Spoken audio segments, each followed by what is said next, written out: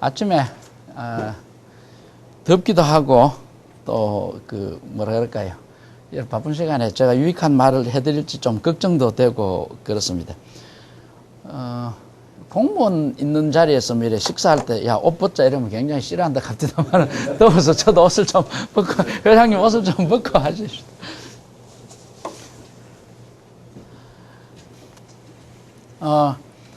이 역사에서 배우는 경영, 이제 이 제목은 사실 제가 쓴 역사에서 경영을 만나다, 이제 이 책에서 제목을 저렇게, 사실 지난해 대한상공회의소에서 하는 그 제주도 세미나에서 했던 자료를 조금 고쳤습니다. 원래 제목은 기업의 역사 뭐 이렇게 했습니다. 그리고 그 해에 문화관광부 장관의 뭐 상도 받고 이랬는데 별로 안 팔렸어요. 그래서 이제 초판 한 5천 권 파는데 한 거의 1년 반쯤 지나고 나서 이제 출판사가 기업의 역사에서 경영을 만나다 이렇게 바꾸었더니 장사가 잘 돼가지고 요즘 많이 팔리고 있습니다. 그러니까 같은 내용이지만은 포장을 어떻게 하는 것인가 하는 것도 참 중요하다. 자, 그런 생각을 하는데 며칠 전에 이제 이 시내에서 이제 걸어가는데 버스가 하나 지나갑니다. 버스 옆에 이렇게 선전 문구가 있는데 와, 어떻게 내 생각하고 똑같은지 거기에 일어났습니다. 타고난 운명 바꿀 수 없다면 수술로 바꾸자. 성형외과 뭐 이야, 대단하다. 그러니까 기업의 역사라는 걸로 했을 때는 이 책이 그냥 꼽혀 있었어요. 서점에 가면. 그런데 역사에서 경영을 만나다 일어났더니 책이 이렇게 요즘 누브가 있습니다. 그래서 이게 뭐냐 그랬더니 그 서점 하는 친구가 야, 이 교수 잘 모르지만 여자하고 책은 누워 있어야 이렇게 되는 거예요. 뭐 그렇게 얘기를 합니다. 그런 얘기입니다. 시간이 됐을 때쯤에는 연락을 주시면 그때 바로 끝내도록 하겠습니다. 이 부분은, 이 사진은 여러분들 더 잘 아실 겁니다. 프랭크 로이드 라이트고요. 그 사람이 92살인가 뭐 이렇게 살았죠.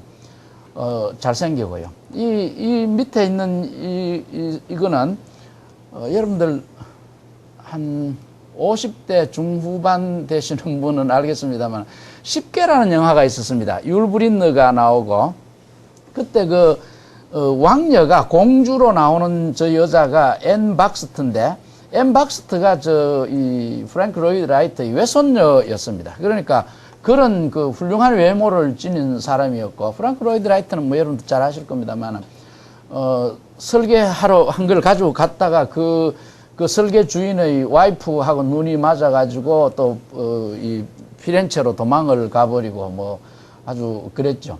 그리고 잘 아시는 그 낙수장도 지었고요. 저 사람이 이런 말을 했습니다. 사람이 솔직하다면, 솔직히 말해서 사람은 일하고 삶하고 사랑에는 일정한 권리를 가지고 있다. 그러니까 산다는 것, 일한다는 것, 사랑에 대해서는 일정한 자기 나름대로의 권리를 가지고 있다. 그렇게 얘기하고 나서 하는 말이, 나는 가식적인 겸손보다 정직한 오만을 택해서 살았다. 얼마나 멋있는 얘기입니까? 우리 사실은 뭐 겸손한 척 하지만은, 겸손하고 싶지 않지만은 겸손할 필요가 있어서 겸손하는 경우가 얼마나 많습니까? 부부간에도 마찬가지고요. 부부도 그런 것 같아요. 처음에는 부부간에도 굉장히 예의를 지킵니다. 그 다음에는 뭐 아무 때나 옷을 벗어버리고, 뭐 아무 때나 뭐 트림하고, 아무 때나 방구 끼고, 뭐 이거는 녹화해서 좀 빼주기 바랍니다만은, 이제 그렇게 사는데, 이 양반은 정직한 오만을 택했다. 자기 살고 싶은 대로 살았다. 이제 그런 얘기죠. 왜 이 말을 하느냐 하면, 제가 오늘 하고 싶은 이 얘기를 내 하고 싶은 대로, 말하자면 오늘날 이 사회가 요구하는, 오늘날 이 사회에 적합한 말을 하는 것이 아니고 내 나름대로 한번 이 얘기를 해보고 싶어서 그렇습니다. 역사에서 경영이라는 것은 어떤 것이었느냐 하는 거를 그러니까 지방대학 교수다. 여러분들 잘 모르실 겁니다. 지방대 교수라는 것이 굉장히 서글플 때가 많습니다. 이래 서울서 무슨 세미나를 하면요, 자식이 지방에서 올라와서 뭐 그런 얘기 하는 경우가 많고요. 그 다음에 또 뭐 이래 마이너 대학의 교수 같으면 그것도 서러운 점도 있고요. 그러나 이제 오늘은 제 나름대로 한번 오만스러운 얘기일지도 모르겠습니다. 그렇게 한번 얘기해 보겠습니다. 종교는 인간의 정신적 삶을 추구하고요, 경영은 인간의 물질적 삶을 바꾼다. 뒤쪽에 있던 거, 뒤쪽에 가서 이 얘기를 하고 다시 돌아오겠습니다. 여기서부터 얘기하겠습니다.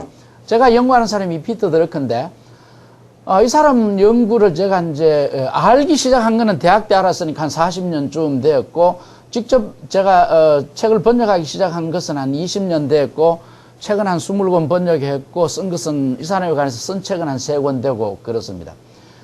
미제스라고 하면 경제학을 하는 사람이면 경제학의 아버지 아담 스미스부터 케인즈, 마셜 이렇게 쭉 꼽으면 한 10손가락 안에 드는 정도로 유명한 사람입니다. 근데 이 미제스라는 사람은 그 하예크, 노벨 경제학상을 받았죠. 하예크를 키운 사람입니다. 그런데 하예크, 미제스, 슌페트 이 세 사람이 피터 드러크의 아버지의 친구 겸 제자입니다. 왜 제자냐 하면 드러크 교수의 아버님이 오스트리아 무역성 고위 관리로 있으면서 빈 대학에서 경제학을 가르쳤습니다. 그때 이제 들은 사람이기도 하고, 그러면서 나이 차이가 별로 없기 때문에 나중에 이제 공무원도 교수도 이제 같이 합니다. 1950년에 뉴욕 대학에서 이제 이 두 사람이 만납니다. 두 사람도 다 이제 유태인 계통이고 해서 1938년 히틀러가 오스트리아를 점령했을 때 전부 이제 도망 나온 사람들입니다. 히틀러가 점령했을 때 유태인들이 도망을 나온 유태인들이 있고 그대로 남아서 그 아우슈비츠로 간 사람들이 있었죠. 북한이 남한을 침공했을 때 서울에 그대로 남아 있어서 부역을 한 사람도 있었고 그 남쪽으로 내려온 사람도 있었습니다. 그러니까 철교가 폭파되면서 남쪽으로 못 내려온 사람들도 굉장히 많았죠. 왜 이런 말을 하느냐 하면 남쪽으로 도망 나온 사람은 어떻게 보면 서울을 버린 겁니다. 만약에 지금 남북한이 전쟁이 터졌다고 하면 여기에 있는 사람이든지 서울 사람이든지 우리나라 전체 사람 중에 많은 사람이 한반도로 떠납니다. 그러면 그 사람들을 보고 너희는 전쟁 중에 떠났다고 얘기해야 될 것인지, 너희는 북한이 내려올 때 남한으로 도망갔다고 얘기해야 되는 것인지, 그리고 도망가지 못했던 사람은 북한군이 겨눈 총구리 때문에 부역을 했다고요? 그럼 나중에 돌아온 사람들이 너는 부역을 했다고 서울에 남아있던 사람들을 굉장히 손가락질을 했어요. 우리가 생각하기에 도망 나오지 못한 유태인들, 아주 아우슈비츠에서 또는 폴란드의 그 피아니스트라는 영화에도 보셨겠지만은 폴란드의 그 게토에 살았던 사람들은 얼마나 비참했습니까?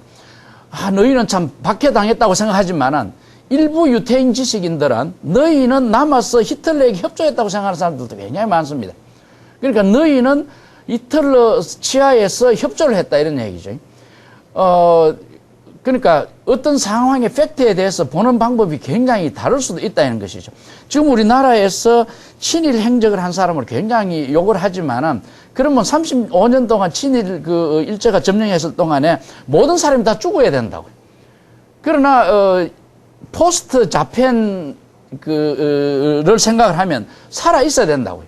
그러나 살아 있다는 거는 그 자펜 리짐에 협조를 했거나 암묵적인 동의를 하고 살았다는 걸 생각을 할 수 있는 것이죠.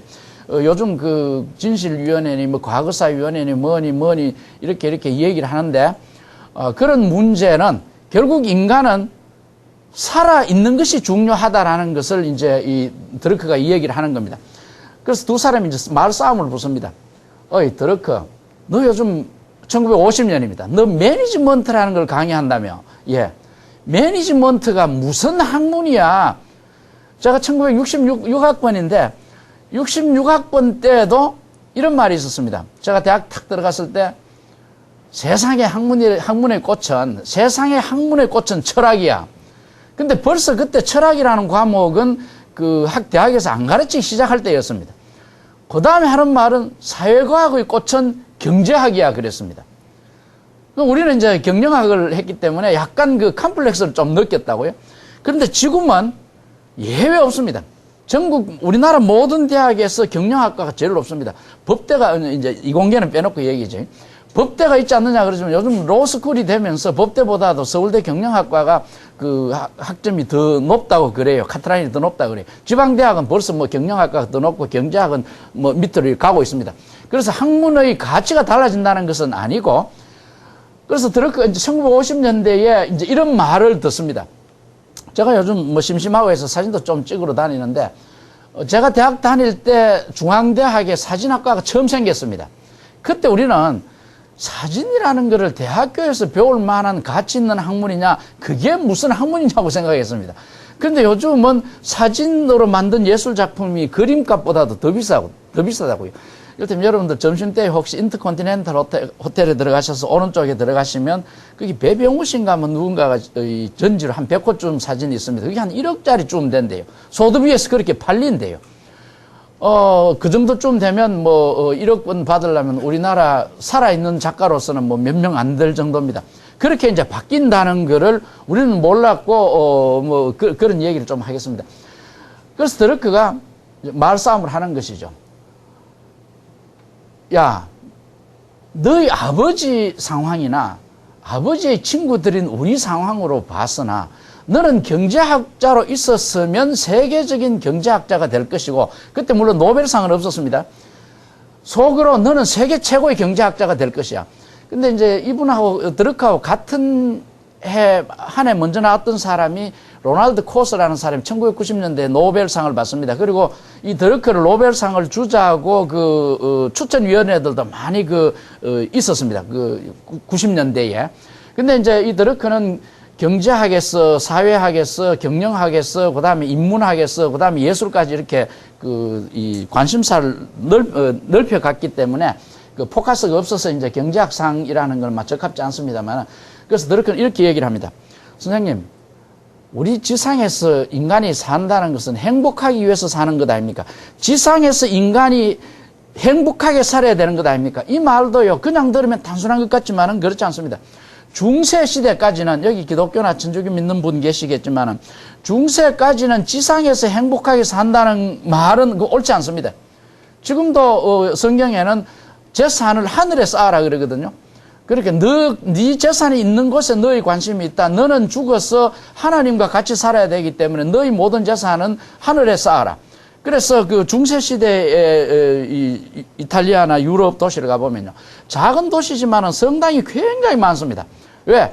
이 유한한 삶을 그만두고 그 다음에 나는 천국에서 하나님과 살아야 되기 때문에 내가 살아있는 동안에 번 돈은 하나님의 나라의 지상의 모습인 교회를 짓겠다. 자, 그게 이제 중세시대의 건축이고, 이제, 반가톨릭적인 종교 혁명이 일어나면서 이제 바로 그 건물이 이제 그런 식으로 형성이 되는 겁니다. 그러니까 중세의 영향을 받았다고 하는 것은 유럽의 사상의 뿌리입니다. 제 얘기는 왔다 갔다 하겠습니다. 유럽의 정신적 사상은 두 가지입니다. 하나는 그리스 문화입니다. 그리스 헬레니즘 문화고 고대 그리스 로마의 문화고요. 이 고대 그리스 로마의 문화는 뭐냐? 자유입니다. 그리스 사람들에게 신화는 있었지만은 하느님은 없었습니다. 그리스 사람들에게 내세가 있다고 생각하고 하나님과 같이 산다는 생각은 없었습니다.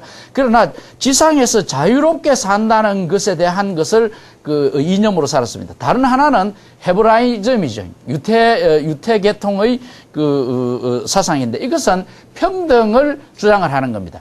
지상에서는 비록 평등하지 않을지 몰라. 왕이 있고 노예가 있을지 몰라. 죽고 나면 모두가 하나님한테 가서 살 거예요. 그런데 지위가 높을수록 하나님에게 가까이 가기가 어려워.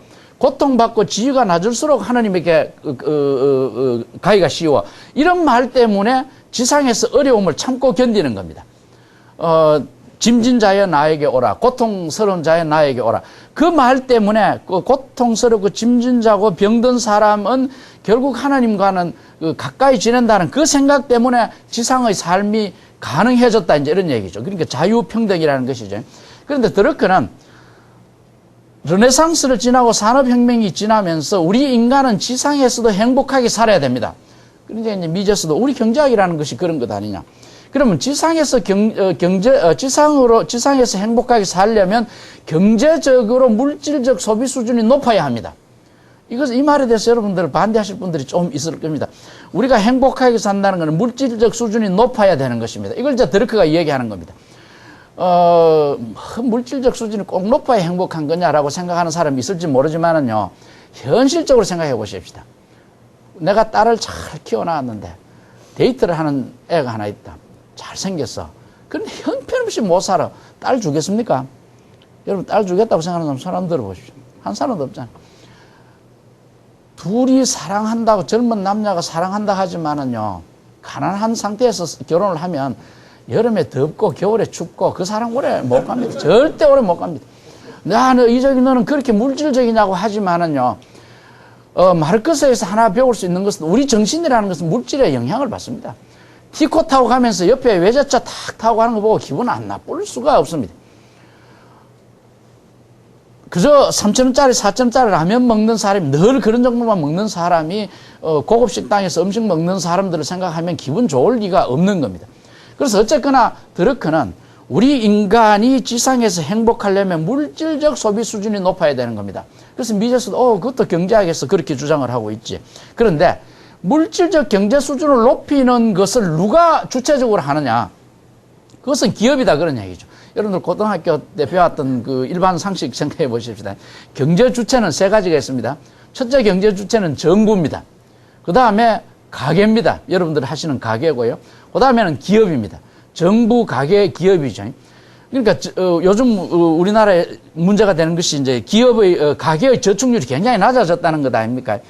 가계의 저축률이 낮아졌다는 건 소비 수준이 높아졌다는 것인데, 소비 수준이 높아졌다는 것이 경제를 성장시키는 그 가장 큰 동력입니다. 여러분들이 좋은 집에서 살고 싶고, 좋은 차를 타고 싶고, 좋은 옷을 입고, 와인을 마시고, 좋은 음식을 먹고 싶다는 것이 이제 소비 수준을 높이는 것인데, 그런 소비 수준이 높아야 그런 것을 공급을 하는 사람이 있는 겁니다. 그게 이제 수요와 공급의 그 법칙 하에서 이제 경제가 이루어지는 것이죠. 그냥 그런 사람이 있었다는 것만, 이름만 듣고 지나가시기 바랍니다. 버나드 망드빌이라는 사람이 있었습니다. 이 사람은요, 사치의 경제학을 주장한 사람인데 이런 얘기를 했습니다. 나는 가난을 유발하는 자선보다는 자립을 유발하는 사치가 더 낫다고 생각한다. 그러니까 내가 돈 있는 사람이 내가 좀 잘 입고 잘 사치를 하면 그것을 만들기 위한 산업이 부흥이 된다, 이런 것이죠. 그러면 누군가가 잘 못 사는 사람이 일자리가 생겨난다는 것이죠. 그런데 잘 사는 사람이 돈을 아끼고 돈을 안 쓰고 저축을 하고 뭐 이렇게 하면, 그렇게 하고 이제 못 사는 사람을 도와주기 시작하면, 그 못 사는 사람은 도움 받는 데 익숙해지기 때문에 자립을 하지 않는다는 것이죠. 그러니까 이 가난을 양성하는 자선 활동보다는 고용을 유발하는 그 사치가 더 유능하다라고 이제 이야기하는 겁니다. 이제 드러크는 그 이야기에는 이제 전적으로 동의는 하지 않습니다. 그건 첫 출발이 잘못됐다는 것이죠. 그래서 드러크는, 선생님, 우리가 잘 살려면 물질적 소비 수준을 높여야 되는 겁니다. 물질적 소비 수준을 높이려면 경제 주체인 세 주체가 움직여야 되는데, 아시다시피 정부는 분배 주체이지 않습니까? 정부는 세금을 거두어 가지고 나눠주는 겁니다. 정치라는 것은 모든 사람의 복지를 생각하는 게 정치입니다. 그러니까 여러분들 보시기에 아주 건강한 사람들로만 구성된 사회로 생각하시지만은 사실은 자기 힘으로 못 움직이는 사람들도 굉장히 많습니다. 그럼 그 사람들은 누가 도와줘야 되느냐? 정부가 도와줘야 되는 겁니다. 그래서 정부는 분배 주체가 되고요. 가게는 뭐냐? 소비 주체입니다. 그럼 생산 주체는 뭐냐? 기업이다, 그런 얘기죠. 그런데 그 생산 주체인 기업에 대해서 연구하는 사람은 별로 없었다, 그런 얘기죠. 아담 스미스부터 미제스까지 오는 그 경제학자들은 주로 정부의 그 일을 담당했습니다. 왜? 어떻게 하면 돈을 잘 거두어 가지고 어떻게 하면 잘 분배할 것인가, 이런 생각을 했다는 것이죠. 그런데 기업에 대해서는 연구하는 사람이 별로 없었기 때문에 저는 기업을 연구하는 매니지먼트에 제가 몸을 담고 있습니다. 피터 드러크라는 현대 경영학의 아버지, 이렇게 얘기합니다. 그거는 이제 본인이 하는 얘기 아니고 남들이 그렇게 얘기하는데, 그러면 현대 경영학이라는 건 피터 드러크 때부터 시작을 했느냐? 그건 아닙니다. 그 전에 혹시 이제 여러분들 말씀을 들어보신지 있는지 모르겠습니다만, 프레데릭 테일러라는 사람이 있었습니다. 1856년에서 1913년, 그러니까 19세기 말에서 20세기 초까지 활동했던 사람인데, 이 사람은 피터 드러크가 어느 정도로 위대하게 쳤느냐 하면, 서양 역사에서 위대한 천재가 세 사람이 있다고 하면 일반적으로 뉴턴, 뉴턴, 다윈, 마르크스를 사는 사람들이 많다. 그러니까 서양 역사에서 천재 세 사람을 들으라고 하면 뉴턴, 다윈, 마르크스를 치는 사람들이 꽤 있는데 역사의 정의라는 것이 있다고 생각한다면 마르크스는 빼야 된다. 대신에 프레드릭 테일러를 넣어야 된다. 이렇게 얘기를 합니다. 굉장히 도발적인 얘기죠. 마르크스는 드럭하고 같은 생각을 합니다. 마르크스는 인간은 지상에서 평등하게 살아야 된다. 평등하게 잘 살아야 된다. 그럼 평등하게 잘 살려면 어떻게 해야 되느냐? 이 지상에는 잘 사는 사람이 있고 못 사는 사람이 있다. 그러면 평등하게 잘 살려면 어떻게 하느냐? 잘 사는 사람이 그것을 빼앗아서 못 사는 사람에게 나누어줘야 한다. 이렇게 주장을 한 겁니다. 여기까지 여러분들이 뭐 다 아시는 얘기죠.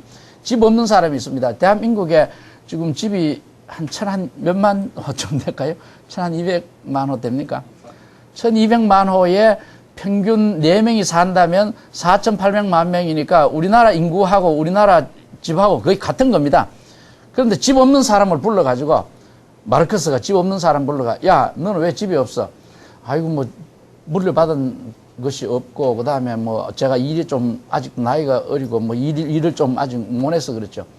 아니야, 좀 더 생각해봐. 대한민국에 집이 1200만 호고, 인구가 4800만 것도 한 가구에 집이 하나씩 다 있어야 되는 거 아니냐. 그건 그렇습니다. 근데 왜 자네는 집이 없는가 하면, 자네가 열심히 하지 않아서 그런 것이 아니고, 집을 2채, 3채 가진 놈 때문에 그런 거야. 그런 것 같네요. 이렇게 되는 겁니다. 경쟁에서 진 사람이 자기가 잘못해서, 자기가 노력을 안 해서, 자기가 공부를 더 열심히 안 해서 졌다고 생각하는 사람 아무도 없습니다. 네가 집이 없는 것은 집을 더 많이 가진 사람 때문에 그런 거야. 그렇겠지? 어떻게 하면 좋겠어? 그럼 집 2채 가진 놈 뺏어야 될 거 아니야. 그게 이제 양도소득세고 부유세고 뭐 그렇게 되는 겁니다.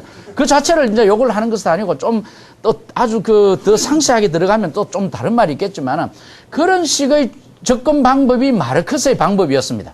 다시 말하면 서구 사회의 두 가지 모토라는 것은 자유와 평등인데 평등을 너무 강조하는 사람은 절대적인 평등을 요구하는 겁니다. 근데 나는 왜 없는데 너는 2개야? 그럼 하나 좀 나눠 먹자. 이런 주장을 한다는 것이죠. 말하자면 필요한 만큼 가져가고 능력만큼 일하고 이게 이제 공산주의의 모토죠. 그러니까 능력껏 일하고 필요한 만큼 가져가고 너는 능력이 많으니까 능력 많이 일하고 너는 필요한 것만 가져가고 너는 2개 생산해 하나만 가져가고 너는 능력이 없으니까 일은 안 하고 하나 필요한 거 가져가고 그러면 이제 능력 있는 사람이 일할 필요가 없는 것이죠.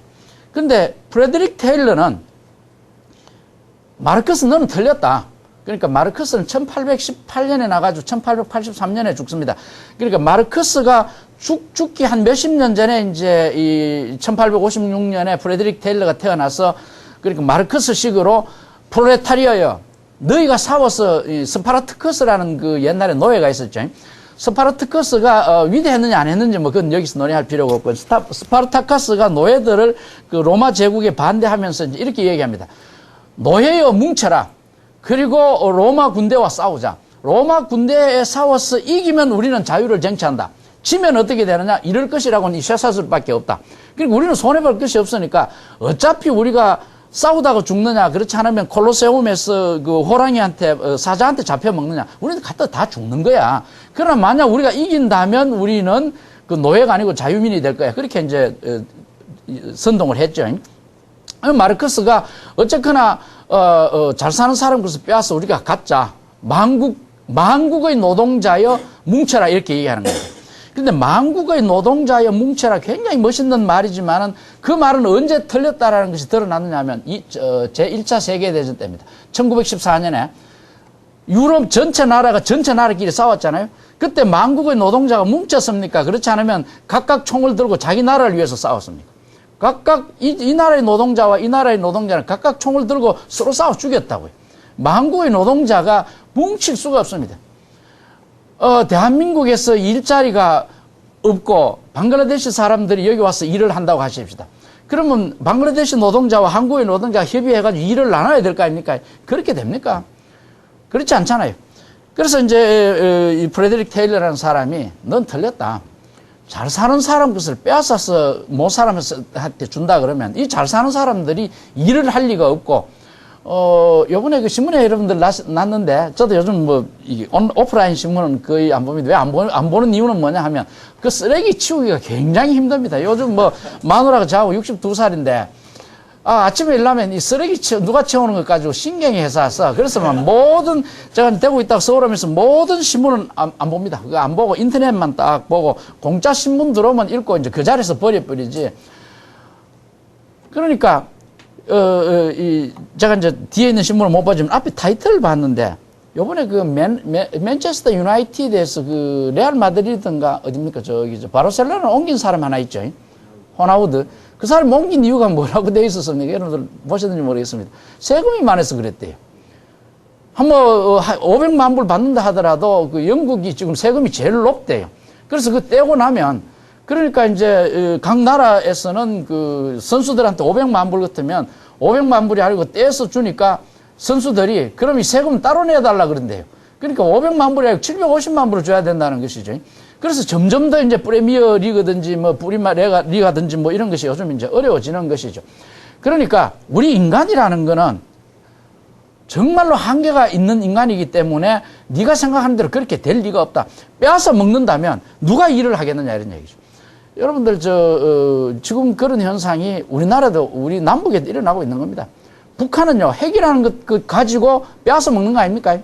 너가 불바다가 될래 돈 줄래 이런 얘기 아닙니까? 불바다가 되게 되느니 돈 좀 줍시다. 우리가 좀 이렇게 돼 간다고. 그러니까 너 맞고 잘할래 안 그러면 그냥 잘할래 그런 얘기거든요. 앞에 있는 얘기를 조금 더 땡겨서 얘기하겠습니다. 지금까지 모든 정치 지도자들이 등장할 때 세 가지를 내세웁니다. 하나는 외침을 막아줄게. 그 다음에는 먹고 사는 문제를 해결해 줄게. 그 다음에 내부적인 평등을 내가 달성해 줄게. 먹고 사는 문제를 해결해 줄게라는 것이 박정희 모델이죠. 외침을 막아줄게. 이게 이제 김대중 씨의 모델이 되겠죠. 그 다음에 너 집 없는 사람, 집 2개 있는 사람 보니까 너 기분 나쁘지? 그 기분 나쁜 거 없애는 방법이 있어. 어떻게 합니까? 너 뺏어서 줄게. 근데 자기가 지금 말하는 자기라는 건 여러분들 아실 수 있을 겁니다. 자기가 학교 다닐 때 자기는 가방을 이렇게 보자기 가방을 다니고 다니는데 좋은 가방 들고 다니는 사람 보니까 그 칼로 찢어버리고 싶더라고 한 사람이 있어요.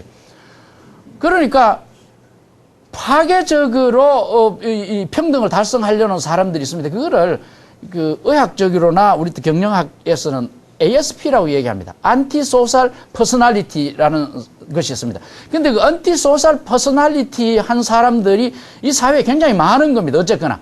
그럼 그 사람들이 많다는 건 그 사람들이 표를 많이 가지고 있다는 것이죠. 그 사람들을 선동해서 이제 정치 지도자가 되는 방법도 있는 겁니다. 이제 드러크 얘기로 다시 돌아가서, 이제 이 드러크가 테일러라는 사람을, 죽은 테일러를 살려낸 겁니다. 왜 죽었느냐 하면 1980년대 마츠시다 고노스케가 사실은 본질적으로 그런 말을 한 건 아닌데 한마디 잘못한 것 때문에 프레드릭 테일러가 이 동양사회에서도 굉장히 욕을 먹었습니다. 뭐냐 하면 미국식 경영은 개인주의고 매우 공식적으로 사람을 채용하고 정리하고도 자주 하지만은 일본식 경영은 가부장 제도로서 한번 들어오면 평생 고용을 보장해주고 마츠시다 그렇게 얘기를 합니다. 그렇게 하면서 테일러리즘은 죽었다고 주장을 했습니다. 그 테일러리즘이 바로 프레드릭 테일러가 이제 주장한 건데, 이 프레드릭 테일러는 마르크스하고 직접 만난 적은 없습니다. 그러나 잘 살았기 때문에 유럽을 구경하고 유럽의 마르크스식 컴플릭트라는 건 불필요하다. 왜 불필요하냐? 잘 사는 사람을 것을 빼앗아서 평등하게 하는 방법도 있지만 못 사는 사람을 잘 살게 해서 평등하는 방법도 있을 것이다. 이게 이제 따지고 보면 이제 박정희식의 모델입니다. 그럼 프레드릭 테일러는 말로 그렇게 할 것이 아니라 어떻게 하면 생산성을 높여서 잘 살도록 할 수 있을 것이냐. 그때 나온 것이 이제 과학적 관리법입니다.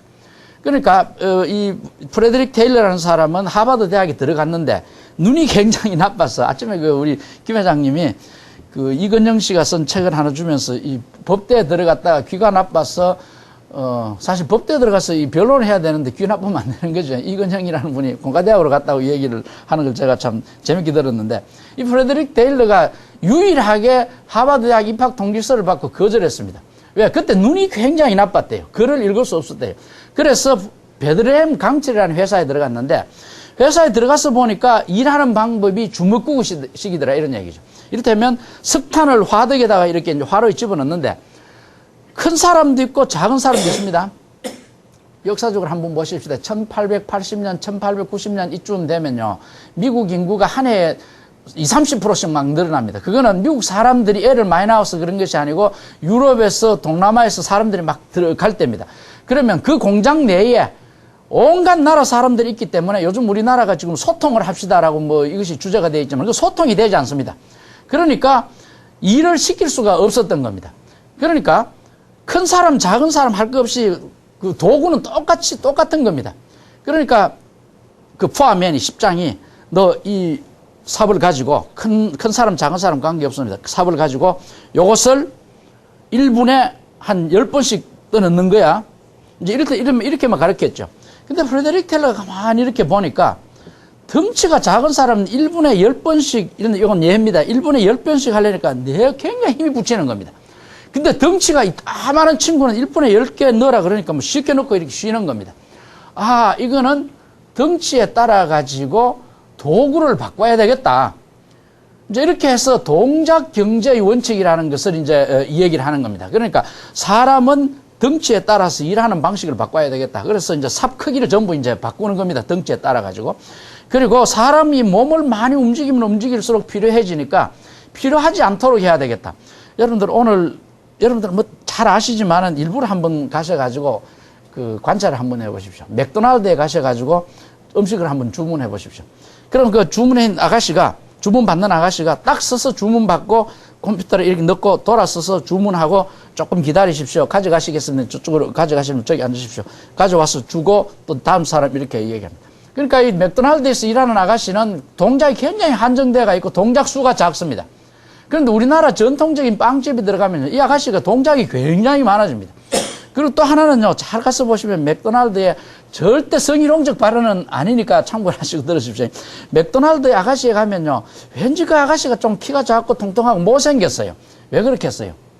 그래야 그 데이트하는 아가씨하고 데이트하는 남자하고 데이트하는 아가씨가 뭐 시키면서 야보다는 야가 낫다 뭐 이래 안 되겠어요? 그 우리 친구, 우리 한 15년 후배인데, 이제 지금 이제 이 친구가 거의 뭐 50이 되어 가는데, 너가 결혼 안 하냐, 그러니까. 내년이면 결혼한대. 해마다 내년이에요. 왜 해마다 자꾸 해마다 미스 코리아가 자꾸 이뻐져서 그거 기다린대. 그 다음에는 말이 또 변했어요. 너가 그렇게 또 결혼 안 하냐. 미스 코리아는 니 안 될 거 아니냐. 압니다. 왜 안 하냐. 제발 그 선 볼 때 그 호텔에서 일하는 아가씨만큼이라도 이쁘면 결혼하겠다. 뭐 그렇게 얘기를 합니다.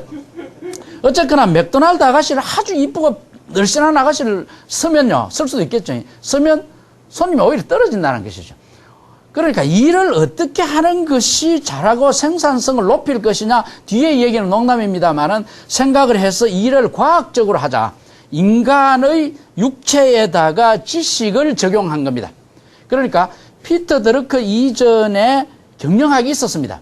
그거는 육체 노동자가 일을 어떻게 잘할 것이냐. 다시 말하면 생산 현장의 육체 근로자가 일을 어떻게 잘할 것이냐 하는 것을 프레데릭 테일러가 그 적용을 해가지고 생산성이 굉장히 높아지는 겁니다. 생산성이 높아졌다는 건 뭘 의미합니까? 종업원들의 월급이 높아지는 겁니다. 그 대표적인 예가 그 평균 일당 1달러 받을 때 그 헨리 포드가 일당 5달러를 줬다는 거 아닙니까? 다 미쳤다 그랬습니다. 헨리 포드가 그걸 원한 거 아닙니다. 밑에 있는 그 아주 유명한 쿠 존스라는 그 헨리 포드가 회장이고 쿠 존스라는 사장이 그걸 이제 제시를 했는데 헨리 포드는 처음에는 거절했습니다. 이 쿠 존스라는 사람은 그 카나다 사람인데 이 사람이 카나다 사람이 아니었다면 미국 대통령까지 했을 것이다라고 드러크는 이 얘기를 하는 겁니다. 그렇게 이제 아이디어가 많았던 사람인데 나중에는 이제 쿠 존스가 너무 위대해지니까 헨리 포드가 잘라버립니다. 그 여러분들도 2인자, 3인자로 살아남으려면요. 위에 사람 이제 잘 봐야 됩니다. 이런 말이 있죠. 군뱅이도 밟으면 꿈틀거린다 뭐 이렇게 얘기하죠. 왜 그런지 아십니까? 그건 콱 안 밟아서 그런 겁니다. 그러니까 2인자, 3인자가 그 살아남는 건 콱 안 밟아서 그렇습니다. 그러니까 밑에 사람은 상사를 잘 모셔야 되는 겁니다. 그 인간적으로 뭐 술 사주고 그런 얘기가 아니고 이 드러크라는 사람이 얼마나 현실적이냐 하면 네가 크려면 상사를 도와주고 상사가 성공하도록 도와준 후에 너는 상사에게 도움을 받아라. 이렇게 얘기하는 겁니다. 그러니까 보통 우리는 상사를 뛰어넘어라. 상사는 네 경쟁자다. 뭐 그렇게 얘기하는데 아니야. 상사도 하나의 인간이야. 네가 잘못할 때는 개인적으로 또는 공식적으로 네가 잘못할 때 네가 또 뛰어난다 싶을 때 무조건 용인하는 거 아니야. 이성적으로 생각하는 거 아니야. 감정적으로 생각해. 네가 이기려면 상사가 성공하도록 도와주고 그 상사 올라간 상사에게 도움을 받아서 너는 올라가라. 뭐 그렇게 얘기를 하는 사람입니다. 그래서 이제 프레데릭 테일러가 그렇게 얘기하면서 생산성이 높아지면서 종업원들의 월급이 높아지고, 조금 더 얘기하겠습니다. 헨리 포드가 $5를 결국 승인한 이유는 뭐냐 하면, 그 당시에 헨리 포드 공장에, 디트로이트 공장에 종업원이 10,000명이 있었대요. 그런데 그 당시 그 공장 현장이 그렇게 뭐 좋았을 리가 없습니다. 작업 환경이. 그런데 10,000명을 쓰려면 그 중에 뭐 하루에 한 5,000~6,000 명밖에 안 온대요. 4,000명은 그냥 무단 결근이래요. 그럼 어떻게 해야 되느냐? 그 임시직을 쓰기 있도록 대기 명단이 한 5만 명이 있었대요. 그러니까 이 사람이 빠지면 연락해가 너 오느냐, 너 없으면 또 이 사람도 또 다른 데 일을 갔을 테니까. 그러니까 일당 $5를 주고 나니까 결근 지각이 없어져 버리는 겁니다. 그러니까 예비 인원을 두고 안 온 사람들을 뽑아 넣기보다는 높은 월급을 주니까 그러니까 종업원 관리가 훨씬 쉽다는 것이죠. 사실 여러분들도 일을 해보시면 무슨 자료를 넣어놓고 검색하는데 시간이 굉장히 많이 듭니다. 사람이 하나 빵꾸 났다. 공사하는데 사람 빵꾸 났다. 이 사람 어디서 보충해 넣을 것인가. 그것 때문에 전체 공기가 늦어지는 경우가 굉장히 많죠. 그런 식으로 헨리 포드가 임금을 올려주는 겁니다. 그런데 이게 이제 프레데릭 텔러가 이제 주장한 것인데 또 조금 이제 이 정도 돼서는 다시 한번 정리하겠습니다. 중세 시대까지는 우리 인간은 지상에서 잘 살 수 없는 것이야. 그래서 지상에서 잘 산다는 것은 불가능한 거니까 그거는 귀족이라는 것만 빼놓고 나머지는 어떻게 하느냐? 체념의 길을 걸었던 겁니다. 자유라는 걸 한번 생각해 보십시다. 19세기 이전까지 우리 동양에서는 누구만 자유로웠습니까? 19세기 이전까지 누구만 자유로웠을까요? 황제만이 자유로웠습니다. 황제 밑에 똑똑했던 사람이 얼마나 많은 사람들이 목이 날아갑니까? 특히 한신 장량이 같은 사람들 보면 장량은 똑똑해서 잘리기 전에 도망갔고 죽기 전에 도망가고 통일한 후에 유방입니까?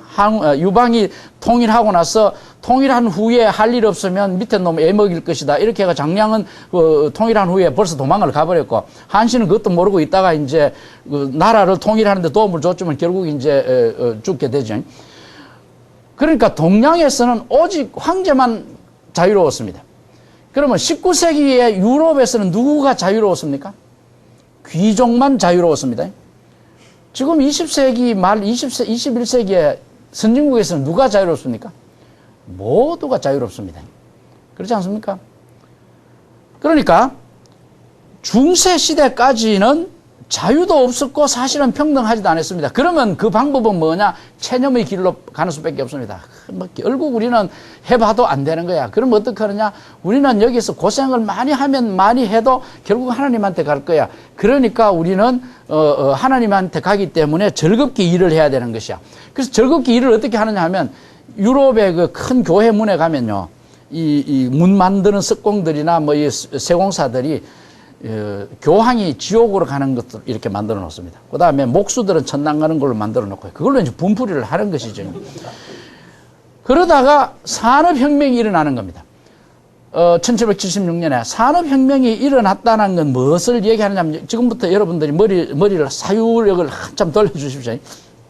산업혁명이라는 건 뭐냐? 피터 드러크가 얘기하는 대로 체념했던, 그러니까 중세 시대에 체념했던 것을 우리는 체념만 하지 말고 우리도 좀 자유롭게 살아보자라고 생각했던 게 르네상스 시대입니다. 르네상스라는 것은 뭐냐 하면 중세 1000년 동안 하나님이고 지상은 고통스럽고 죽으면 하나님과 영광을 누린다라고 생각했던 것을 르네상스 시대 지식인들이, 근데 중세 1000년 이전에 고대 로마가 있었어. 그리고 그전에는 그리스라는 것도 있었다는 거야. 그리스와 로마 사람들은 이 중세하고는 다른 생각을 했대. 무슨 생각을 했을까? 그래서 이제 호메로스 이 얘기도 번역하고 뭐 이스켈루스 이 얘기도 번역하고 그다음에 음악도 번역한 것이 르네상스 시대에 오페라가 시작이 되는 겁니다. 카메라타라는 곳에서. 그러니까 그리스 로마라는 것은 어땠느냐 가만히 보랬더니 인간이라는 거는 죽어서 뭐 어떻게 된다는 것보다는 지상에서 재밌게 살아야 되는 것이야. 즐겁게 살아야 되는 것이야. 이제 이렇게 생각을 하기 시작한 것이 르네상스입니다.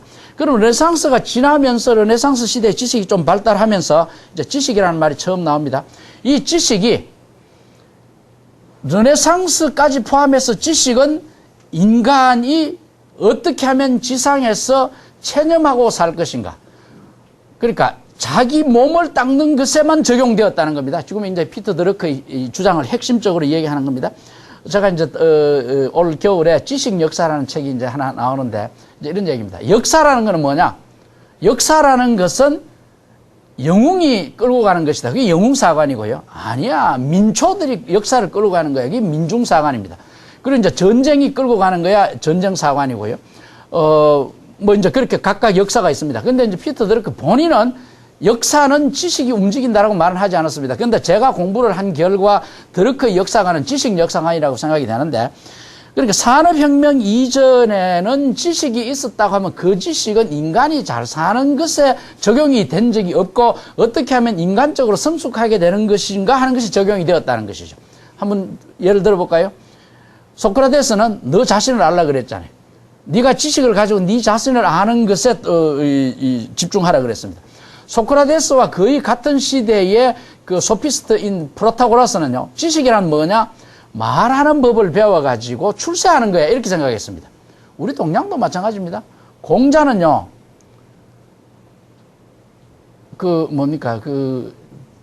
글을 익히고 배워서 벼슬길로 나가는 것을, 공자는 물론 이제 장례식이라든지 뭐 주나라 공자가 말하는 온고이 지신이라는 것은 그 주나라 예법을, 온고라는 건 말하는 주나라 예법을 다시 배우자라는 겁니다. 이제 그렇게 얘기하지만은 주나라처럼 정치가 제대로 된 나라를 만들자. 그리 하려면 우리는 읽고 말하는 법을 배워서 공자 제자 3,000명을 전부 그 춘추 전국 시대의 그 여러 나라의 관리로 보내는 겁니다. 본인도 이제 이 공자 자신도 관리가 되기 위해서 주유천하를 했고요.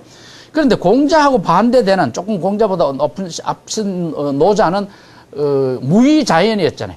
네 몸 하나 편안하게 살다가 흙으로 돌아가면 되는 것이지 뭐 네가 별날 것이 있느냐. 그러니까 공자 시대나 소크라테스 시대나 그것이 영향을 미쳐서 19세기까지는 우리는 이 세상에서 잘 산다기보다는, 물질적으로 잘 살다기보다는 어떻게 하면 내 몸이 편하고 어떻게 하면 내가 인격적으로 완성되고 어떻게 하면 나라를 잘 다스리느냐 하는 것에 집중되었다, 이런 것이죠. 근데 이제 드러크가 보기에 산업혁명이라는 것은 뭐냐? 그거는 인간이 지상에서 잘 살 수 있다는 생각 때문에 생기는 혁명이다, 이렇게 본 겁니다.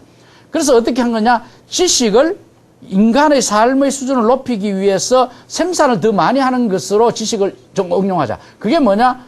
전기기관을 만들고, 그 다음에 목화의 씨를 골라내는 조면기를 만들고 기계를 만들어내는 것이죠. 그러니까 산업혁명 이전까지의 상업으로 돈 버는 사람들이 공장을 세우고 기계를 만드는 것에 투자를 해서 우리도 물질적으로 많은 사람이 잘 살 수 있다라는 생각을 한 것이 산업혁명이다, 이런 얘기죠. 지금까지 한 얘기를 여러분들 머릿속으로 이렇게 좀 차곡차곡 정리 한번 해보십시오. 뒤에 이렇게 이제 퍼즐을 맞춰야 되니까. 그런데 산업혁명이 일어나면서 돈 있는 사람이 공장을 차리고 동력을 제공하는 전기기관을 만들고 하니까 어떻게 될까요? 거기에 일하는 사람이 필요하니까 농민들이 산업 현장으로 오게 되는 겁니다. 그럼 산업 현장으로 온 그 농민들은 무산 계급이 되는 겁니다. 프로레탈리아가 되는 겁니다. 근데 그 프로레탈리아들은 못 살게 되고, 부르주아들은 이제 귀족이 아닌 부르주아가 이제 등장하는 것이죠. 부르주아는 잘 살게 되니까 이런 현상을 마르크스가 사회를 개조해야 되겠다라고 생각하면서 만국의 노동자들이 뭉쳐라, 그렇게 해서 이제 컨플릭트가 일어났는 거죠. 물론 이제 마르크스만이 그렇게 주장한 건 아닙니다. 그 마르크스의 사상이라는 것은 정말로 인간에게 굉장히 매력을 주는 것이죠. 되풀이 얘기하지만은 능력 있는 사람은 능력껏 일하고, 능력은 없지만은 필요하다면 필요한 만큼은 가져가고, 이거 얼마나 멋있는 말입니까? 그래서 지식이 자본과 결합한 것이 산업혁명이다, 이렇게 이제 딱 컨셉들을 정리하는 겁니다. 그런데 그로부터 100년 후에 프레드릭 테일러가 가만히 보니까 세상 사람들이 서로 싸우면서 그 행복해질 수는 없다. 싸움을 안 할 수 있는 방법은 뭐냐? 그러면 일하는 방식을 바꾸자. 라틴 말로 이런 말이 있습니다. CUI 사전에 나옵니다. CUI 띄우고 BONO, 쿠이보노, 누가 덕을 보느냐 이런 말이 있습니다. 그러면 상업해서 돈을 번 귀족들한테 천시를 받으면서 장사를 해서 돈을 번 부르주아들이 기계를 투자하고 공장을 투자해서 생산성이 많이 늘어났습니다.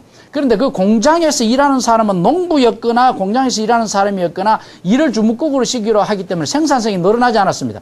그러면 그때 생산성이 늘어난 결과는 누가 가져가야 될까요? 자본가들이 가져가는 겁니다. 그러니까 자본가들이 돈을 대고 그 돈을 계속 가져가고 노동자들이 돈을 안 주니까 빈부격차는 더 커진 겁니다. 이때 마르크스가 등장할 타이밍이 된 겁니다. 그런데 프레드릭 테일러가 가만히 보니까 공장 기계 돌아가는 건 이제 한정이 됐고, 조금 더 설명을 다르게 한번 해보겠습니다. AT&T라고 정말로 20년 전에만 미국 가면 AT&T 천지잖아요. 근데 요즘 그 AT&T가 분할되고 없어져 버렸습니다. 왜 그러냐 하면 AT&T의 목표라고 하는 건 뭐냐, 모든 가정에 전화 한 대를. 근데 이게 1930, 40년대에 미국에 다 현실화됐다고요. 그 다음에 1960년대에는 모든 방마다 전화 한 대를. 이것도 한 70년대니까 해결이 되어버렸다고요. 말하자면 시장이 포화되어버린 것이죠. 그렇게 되자 휴대폰이 나오고 하면서 이제 AT&T가 거의 몰락해 해버리게 되잖아요. 자, 그런 식으로 사회가 이제 변화하는 것이죠.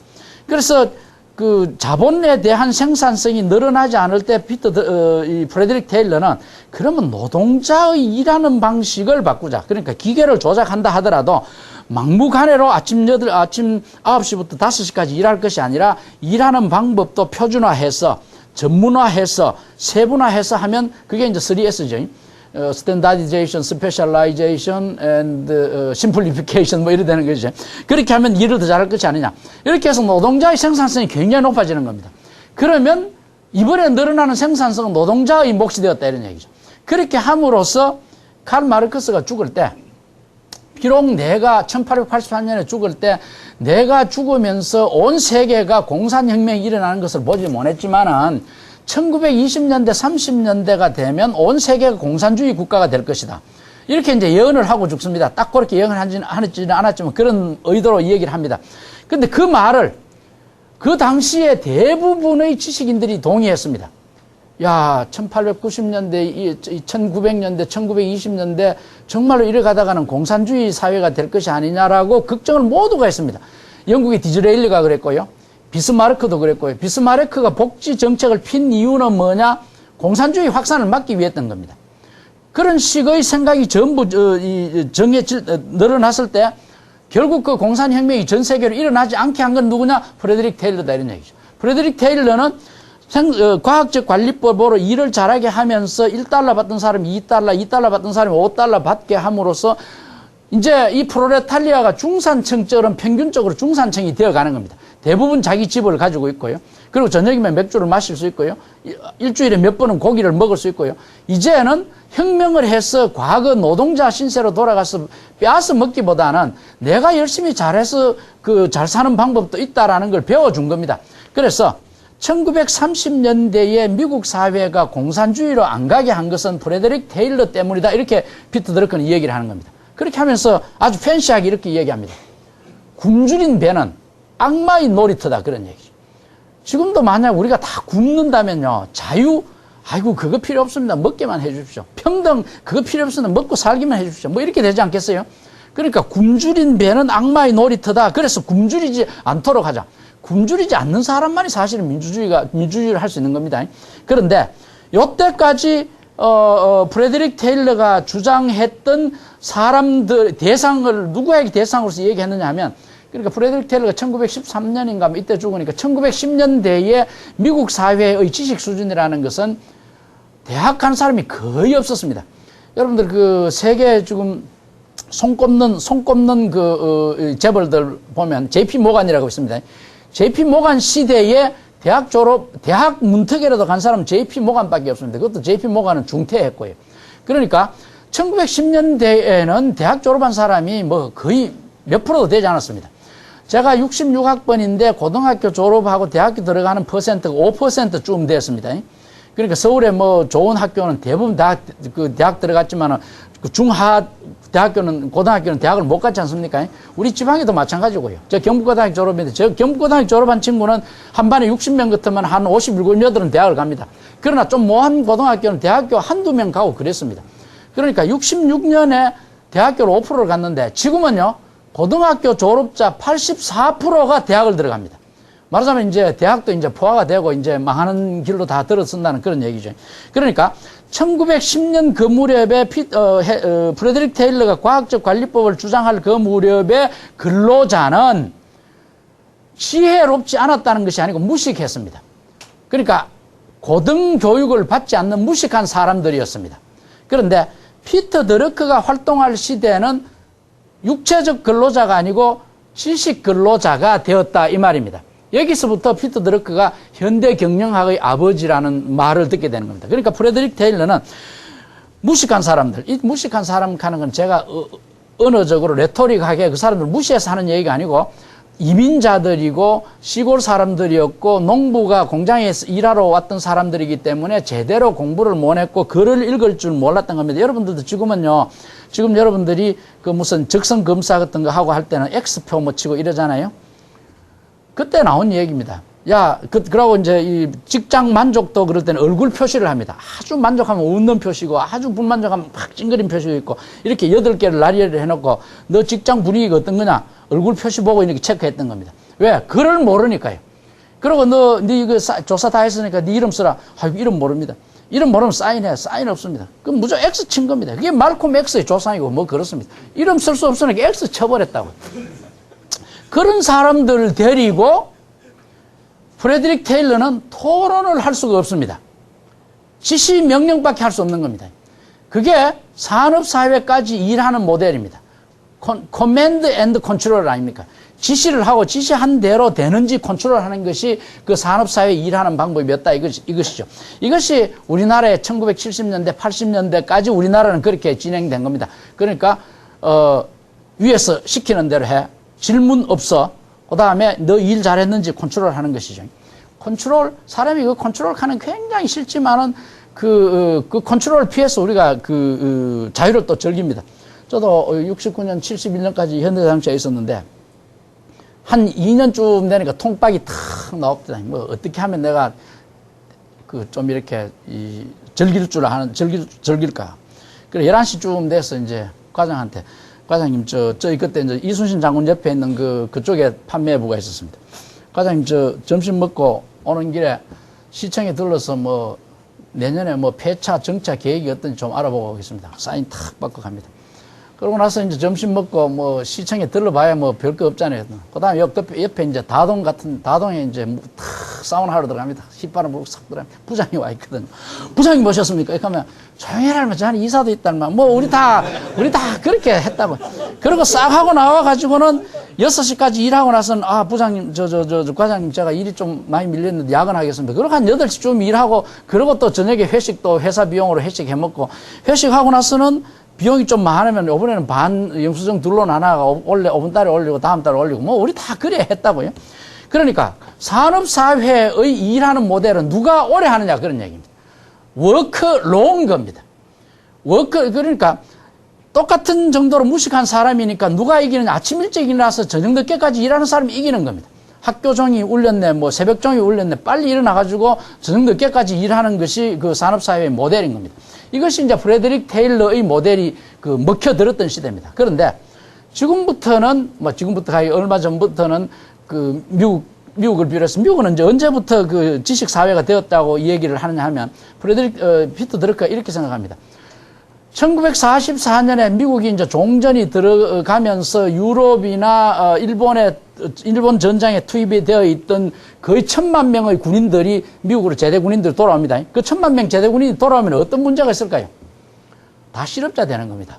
그럴 때 루즈벨트 대통령이 제대 군인 원호법 GIB라는 걸 만들어 가지고 제대 군인 너희들 돌아오면 다 실업자가 돼. 그리고 그 살아남은 자의 정후군이라는 것도 있습니다. 같은 마을에 같이 이제 유럽 전선에 갔는데 한 놈은 죽고 한 놈은 돌아왔단 말입니다. 애인이 둘이 있었단 말입니다. 한 애인은 죽은 남편은 애인은 죽고 정을 살아왔단 말입니다.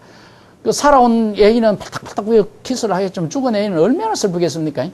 또 그거를 본 바로 옆에서 총 맞아 죽은 그 친구를 생각을 하면 그게 어떻겠습니까? 이 본인도 돌아와가지고 술 먹고 폐인이 되는 경우 굉장히 많습니다. 살아남은 자의 정우군.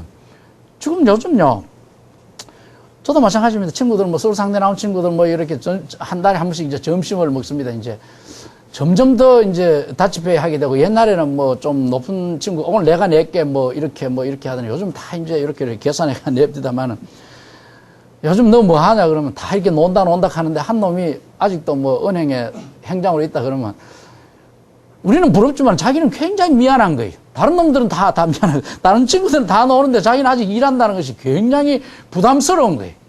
그러니까 그 친구가 이제 또 돈 내고 가고 뭐 그렇게 합디다만 그러니까 이 1,000만 명이 여러 가지 문제를 일으킬 수 있습니다. 사회적으로 실업자가 되고 개인적으로는 그렇게 자칫하면 폐인의 길로 돌아갈 수도 있고요. 유황도의 모래라는 영화에 나오는 그 성조기를 세운 사람들, 그 영웅들은 사실은 돌아와가지고 다 그 주정뱅이로 그렇게 죽어버렸죠. 그러니까 이 사람들을 어떻게 해야 될 것이냐? 대학 갈 사람 쏜들어 대학 가는 사람한테는 학비 다 대줘줬습니다. 이번에 그 이명박 대통령이 대학 학자금을 졸업하고 나서 직장 생활하면서 그때 돈을 갚아라. 이건 사실 피터 드러크 책에 나오는 얘기입니다. 금방 돈은 없어서 학교는 못 가겠고, 그러나 학교 졸업하면 생산성이 굉장히 높아질 것이다. 그러면 등록금을 누가 대주면 나중에 이 돈을 이자 쳐가지고 갚으면 되지 않느냐. 그런데 그 학비 융자금 주는 거는 얼마 전부터, 옛날부터 있었죠. 그런데 졸업하고 금방 갚으라 그러니까 취직하고 나서 취직도 뭐 하는 사람은 묻어날 수밖에 없는 것이고, 그리고 그때, 그 당시에 국민은행에서 그 돈을 빌려주게 되어 있는 건 처음부터 그건 띄인다고 생각을 하고 빌려줬던 겁니다. 그러나 지금은 그 중간에 축적되어 있는 돈 들어가는 것이 문제이지만은 직장 생활하고 돈을 갚아라라고 했을 때는 지금처럼 정보가 확산이 되어 있으면 그건 부도날 리가 별로 없는 겁니다. 그런 식으로, 너는 대학 들어가 있냐? 그 다음에 너는 중소기업 차리겠어? 그럼 돈을 얼마 빌려줄게. 너는 시골에서 농장을 하겠어? 그럼 농장 살 돈 빌려줄게. 이렇게 하면서 대부분의 제대 군인들이 대학을 들어가면서 지식사회가 되었다는 것이죠. 그래서 이제 피터 드러크는 지금부터는 육체적으로 일하는 사람들의 생산성 시대는 끝이 났고 머리에 지식을 가진 사람들이 생산성을 높일 차례입니다. 이제 두 사람이 입씨름을 하는 겁니다. 지금 우리 사회가 그렇게 되어 갑니다. 이제 피터 드러크라는 사람이 일본을 굉장히 자주 다녔고, 일본에 대해서 현대 일본을 세운 사람 이렇게 얘기하면, 피터 드러크를 첫째로 꼽기는 힘듭니다. 그 에드워드 데밍이라는 품질 관리하신 분, 그 다음에 조셉 주란이라는 사람, 그 다음에 피터 드러크 이렇게 이 얘기를 합니다. 그러니까 이제 2차 대전 끝나고 나서 야 우리가 미국한테 뭐 때문에 졌노? 미국에서 똑똑한 놈 좀 데리고 오자. 뭐 이렇게 얘기하는 겁니다. 그래서 드러크 같은 사람은 일본에서 그 보국 훈장까지도 이렇게 줍니다. 말하자면 드러크에 준 것이 아니고 드러크의 지식을 뽑아온 것이죠. 자, 그런 식으로 들어가면서 이 피터 드러크가 한국에 대해서도 한마디 합니다. 한국은 지식 근로자가 생산성을 내는 모범 국가다 이거죠. 왜? 일본이 한국을 점령할 때 모든 대학 교육을 말살시켰다. 단지 공학 교육하고 의학 교육만 조금 남겨두고 교육을 말살시켰다.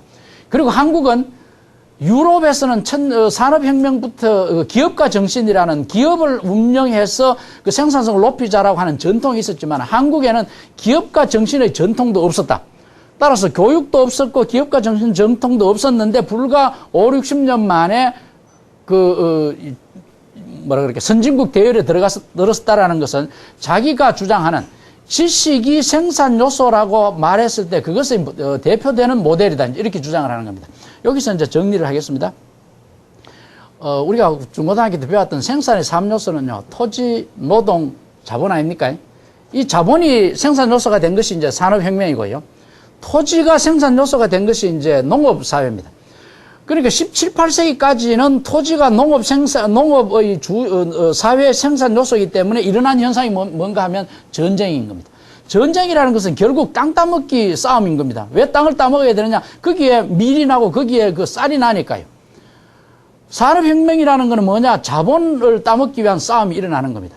그런데 드러크가 보기에 지금까지 모든 혁명은 간단히 말해서 혁명이라고 하면 앞에 피를 흘렸다는 것이죠.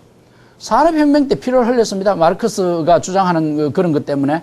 그리고 레닌 스탈린의 공산혁명도 피를 흘렸고요. 산업혁명도 피를 흘렸고요. 그것은요, 제퍼슨이 미국 3대 대통령이 제퍼슨이 그렇게 얘기합니다. 여러분들 기억하시겠지만, 민주주의라는 나무는 피를 먹고 자란다. 그렇게 얘기했습니다. 그럼 민주주의를 하기 위해서는 우리는 혁명을 하자. 그 혁명한 것이 미국 독립혁명 아닙니까? 민주주의를 하기 위해서는 혁명을 해야 되고, 혁명을 하려면 피라는 것은 어쩔 수 없이 흘릴 수밖에 없어. 그러나 그것은 순수성이 있었습니다. 그런데 그 말이 우리나라에 들어와서는 혁명을 하려면 피를 흘려야 돼. 누가 피를 흘릴 거야? 피 흘릴 사람까지 정해놓고 몰아넣었다고요. 그 뒤에 있는 사람들은 잘 먹고 잘 살았고요. 그게 이제 말하자면 노동귀족이고, 그게 말하면 좀 말하기 어색합니다만은 그런 좌파적인 정치인들이 그렇게 이제 조작을 하는 겁니다. 그런데 피터 드러크가 지식이 가장 중요한 생산 요소가 되었다고 얘기했을 때 제가 시간을 한 5분 정도. 그럼 충분합니다. 그럼 좀 제가 빨리 말을 안 해도 되는데. 피터 드러크가 지식이 생산 요소가 되었다고 하면서 일어나는 지식혁명은 과거의 다른 혁명과 달리 피를 흘리지 않는다 이 말입니다. 산업혁명은 피를 흘렸다고요. 부르주아와 프롤레타리아가 싸웠고 또 그 이전에는 잘 사는 나라와 못 사는 나라 그러니까 강대국끼리 싸웠고요. 합스부르크 제국의 역사를 보면요. 누가 다음에 황제가 되느냐에 따라 가지고 그 이해관계가 달라지니까 전쟁이 굉장히 일어납니다. 그러면 그 전쟁이 끝날 때는 어떻게 되느냐 하면 내 전쟁 그만할게. 내가 끝까지 하면 너가 곤란해지잖아. 좀 그만하자. 대신에 너가 가지고 있는 것 중에 제일 비옥한 실레지안 우리한테도 그 실레지안 가는 데가 어디냐 하면 그 발칸반도 바로 위에 있습니다. 이 발칸반도라는 게 굉장히 척박합니다. 근데 그 위에가 굉장히 비옥한 우크라이나가 뭐 이렇고요. 그러니까 2차 대전 때는 그 러시아가 독일한테 우크라이나 안 뺏기려고 이 밀밭이었거든요. 그게 이제 싸움의 대상이고요. 그 다음에 이제 합스부르크에서는 마리아 테레지아가 프레드릭 대제보고 야, 이 실레지안 넣어줄 테니까 이제 싸움 그만하자. 그러니까 이제 오스트리아가 조금 더 강대해지만 실레지안 돌리도 그래가 또 싸움을 한번 묶고요. 그렇게 해서 모든 혁명은 피를 흘렸지만 지식혁명이라는 것은 머리에 든 지식으로 또 다른 지식을 만들어내기 때문에 피를 흘리지 않는 조용한 혁명이다 이런 얘기죠. 왜 그런 생각을 하느냐 하면요. 우리 인간은 지상에서 행복하게 살아야 되고 행복하게 살아야 하면 물질적으로 잘 살아야 할 뿐만 아니라 근본적으로 다른 사람에 의해서 나의 신체적인 구속이 없어야 된다 이 말입니다. 여러분들 머릿속에요. 자기가 이렇게 생각하는 것하고 저렇게 해서 다르게 생각하는 것이 굉장히 혼합될 수가 있습니다. 저렇게 못 사는 사람이 데모를 하는데 경찰이 저렇게 못 사는 사람이 죽창을 들고 데모를 하는데 경찰이 저렇게 가혹하게 막을 수 있느냐? 정부는 뭐하노? 조금 양보를 하지. 그렇게 생각할 사람들이 굉장히 많습니다. 그런데 거꾸로요. 아주 못 사는 사람이 여러분들 집에 와가지고 물건을 훔쳐간다고 생각해 보시죠. 여러분들 어떻게 대응하겠습니까? 경찰이 와서 이거 좀 안 막아주고, 우리 집 다 도망가겠다. 뭐 그런 생각 하지 않겠어요? 여러분들 이건 제 얘기입니다. 제가 중구 정동에 집을 옮겨가지고 이제 서울에 오는 길에 풍수질이 좋다니까 뭐 손자 때쯤 되는 뭐 좀 머리 좋은 놈 안 나겠나 싶어서 왕궁 트럭에 사서 이제 들어갔는데 다 좋아요. 근데 나는 대한문하고 이제 시청 앞에서 데모하는 것 때문에 막 보기 싫어 죽겠어요. 근데 용산 참사 당한 사람들 보면 참 안 됐긴 안 됐죠. 그런데 그것을 다 들어주기 시작하면 우리나라에 있는 모든 세입자가 왜 제때 떠나가겠습니까? 집 주인 보고 이사비 내놔라 그러고 좀 더 지독하면 한 3년 버틸 테니까 소송해봐라 한 3년 후쯤 나갈 테니까 뭐 안 그러기 싫으면 내 조그만 집 하나 지도 뭐 그렇게 나가기 시작하면 우리는 불감당인 것이죠. 그러니까 경제학의 아버지 아담 스미스가 시민정부, 시민사회라는 얘기를 했고요. 조금 전에 토마스 흡스라는 사람이, 여러분 잘 아시는 토마스 흡스라는 사람이 리비아단이라는 주장을 합니다. 리비아단이라는 게 뭐냐? 정부라는 겁니다. 그러니까 우리 인간은 정부라는 건 별 필요 없이 내 자유롭게 살아가는데 그러다가 보니까 칼 가진 놈이 총 가진 놈이 내 걸 막 그냥 막 뺏어간다 이 말입니다. 다시 말하면 프로레탈리아가 부르주아 것을 그냥 막 뺏어간다 이 말입니다. 그러니까 이 부르주아가 경찰을 이제 사설 탐정이나 경찰을 고용하고 그러다가 안 되니까 국가를 하나 만들고 국가라는 정부를 만들고 나의 권리 일부를 국가에다가 맡긴 겁니다. 그게 이제 거대한 리바이아단이 생기는 것이죠. 그러니까 아담 스미스가 처음 얘기하는 시민 정부라는 것은 가난한 사람이 여러분 듣기 좀 거북할 수 있습니다. 가난한 사람들이 잘 사는 사람들의 재산을 빼앗아가지 못하도록 단속해주기 위해서 생긴 겁니다. 와, 저렇게 못 사는 사람 저렇게 데모하는 거 좀 봐주지라고 할 수 있습니다, 마음속으로. 그러나 그것이 내가 사는데 집에 와가지고, 야, 이재 교수, 너 지금 몇 살이야? 너 마누라하고 니 혼자 살지. 근데 방이 몇 개야? 5개 좀 되지. 5개는 아닙니다. 예를 들어, 5개지. 그러면 너 그 두 부분은 말이야, 방 2개만 있으면 되니까 3개쯤 우리 좀 살자가 쳐들어오면 그거 어떡하겠습니까? 그러니까 시민정부라고 이야기하는 것은 내 자유의사와 관계없이 다른 사람의 자유의지에 의해서 재산상의 또는 신체적인 방해를 받고 받지 않아야 되겠다라고 하는 이야기가 되는 겁니다. 그래서 이제 정리하게 되겠습니다. 정치는 권력을 민주화하고, 정치라는 것은 뭐냐? 황제 하나만 가지고 있던 자유를 누릴 수 있는 권리를 우리 모든 사람에게 나누어 주는 것이 정치입니다. 그것이 민주화라는 것이죠. 그럼 기업이라는 것은 뭐냐? 부를 모든 사람에게 나눠주는 것이 기업이다. 한미 파슨스가 뭐냐? 집 잘 만드는 것이다. 맞죠? 그러나 더 본질적으로 따지면요, 모든 사람에게 좋은 집을 제공하는 것입니다. 서울에는 제가 잘 모르겠는데 대구에 우리 살던 집 맞은편에 롯데 캐슬이 있었습니다. 저 사람이 왜 저리 캐슬이라고 지었을까? 캐슬이라는 건 왕이 사는 곳 아닙니까? 돈만 내시면 왕이 살던 집을 여러분들한테 드리겠습니다. 그 말 아닙니까? 여기 혹시 아카스 카툼 브랜드 옷 입고 계시는 분 있을지 모르겠습니다. 왜 아카스 카툼은 뭐냐 하면 영국 왕실에만 납품하던 회사입니다. 영국 왕실에 납품하던 옷을 여러분들 돈만 주시면 이거 여러분들한테 드리겠습니다. 그러니까 왕이 즐기던 옷을 여러분들 드립니다. 왕이 살던 집을 여러분들한테 드립니다. 어떤 아파트는 뭐 빌라 가기도 하고 어떤 아파트는 어떤 팔레스라고 하지 않습니까? 사실은 19세기에 왕이나 귀족 살던 것보다도 한 50평 우리 요즘 아파트가 더 멋있죠. 그런 식으로 기업이라는 것은 부를 모든 사람에게 나누어 주는 역할을 하는 것이다. 돈벌이가 안 한다는 건 아니죠.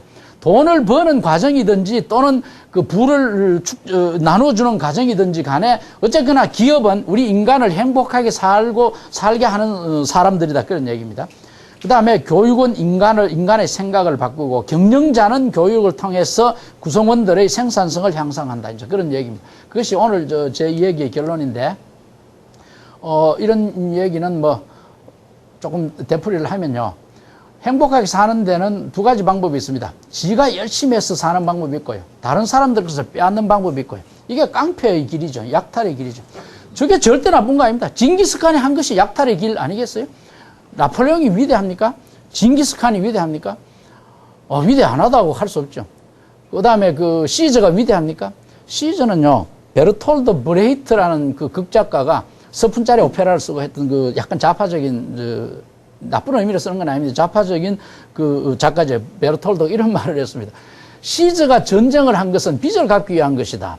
무슨 소리냐면요. 시저가 권력을 잡기 위해서는 시저는 돈을 나눠줘가지고 권력을 잡습니다. 원로원들을 구워 삼고 돈 줘가 나눠줬습니다. 서커스라는 거는 뭐냐 하면 로마의 귀족들이 평민들한테 공짜로 밥 먹여주면서 평민들한테 잘 보이기 위해서 서커스하고 빵 준 거 아닙니까? 그러면 서커스 만들어주고 빵 주는 귀족들은 막 박수치고 좀 쪼잔한 귀족은 물러가라 그러고 그게 이제 데모의 원천인데, 그때 사실은 프롤레타리아라는 말이 생겼습니다. 그러니까 병농일치라는 말이죠. 시저 시대에 농사 짓던 사람이, 야, 우리 그리스를 정복하자. 그럼 농사 치우고 꽃갱이 치우고 이제 창을 들고 갔단 말입니다. 그 전쟁에 이기든 졌든 돌아왔단 말입니다. 그럼 농사는 황폐하게 되었고, 마누라는 어디 도망가 버렸고, 그럼 이 사람은 어떻게 되냐? 로마 시내로 가는 겁니다. 그러니까 로마 시내에 왔는데 땅은 저쪽에 있고 아무 돈이 없으니까 그걸 이제 무산 계급 프로레탈리아라고 얘기한 겁니다. 그걸 이제 마르크스가 19세기에 이제 써먹은 거죠. 그때 그 프로레탈리아에게 표를 많이 얻어야 지가 원로원이 되고 집정관이 되니까 그 사람들한테 돈을 막 뿌렸다고요. 이게 이제 포퓰리스트의 그 원천이 되는 것이죠. 그런 식으로 시자가 권력을 잡는 겁니다. 그런데 권력을 잡을 때 그 돈을 어디서 나왔겠습니까? 돈을 막 빌리는 거죠. 그럼 빌려서는, 그 빌린 건 어떻게 해야 돼요? 갚아야 되잖아요? 갚기 위해서 갈리아 전쟁을 일으키는 겁니다. 근데 왜 하필 갈리아 하는 것이 그 프랑스 지역인데, 왜 갈리아 지역이냐 하면, 유럽에서 가장 약탈 안 된 지역이 갈리아였대요. 그러니까 거기 가서 이제 금은 부하를 가져와가지고 빚 갚고 또 돈 나눠주고 뭐 그런 얘기입니다. 그런 식으로, 물론 시오노 나나미는 또 그렇게 얘기하지 않았죠. 근데 베르톨도는 그렇게 얘기를 하는 겁니다. 그러니까 남들이 축적한 것을 빼앗는 길이 있었다 이런 얘기죠. 그게 북한의 길이고요. 남한의 길은 근면의 길이고요. 뭐 그렇게 얘기할 수 있는 것이죠. 이것도 저것도 아니면 그저 뭐 나물 먹고 나물 먹고 물 마시고 뭐 배 두드리면 되는 거 아니냐라고 하는 사람들. 요즘 뭐 10,000원짜리 밥 먹고 그러니까 5,000원짜리 밥 먹고 10,000원짜리 호텔에 가서 10,000원짜리 커피 먹고 그 다음에 주차비는 뭐 15,000원이고 뭐 그렇게 얘기를 합니다만은,